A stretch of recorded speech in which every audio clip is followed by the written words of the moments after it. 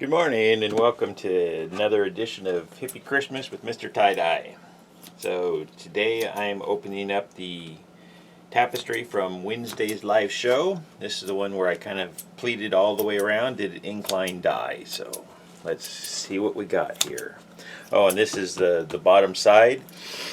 Didn't have quite as much color saturation, but I really wanted to kind of leave it as is just to see what I got here. So I got a little bit of white up there that I wanted and darker colors up here at the tip. So we're going to go for it and see what happens.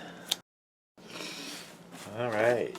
Yep, so we got some of those colored darts. That's what I was looking for, hoping for.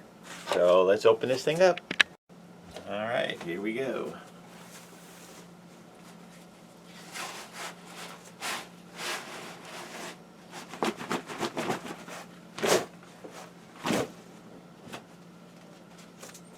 Yeah. Alrighty. Thank you for watching. We'll get this washed and posted later.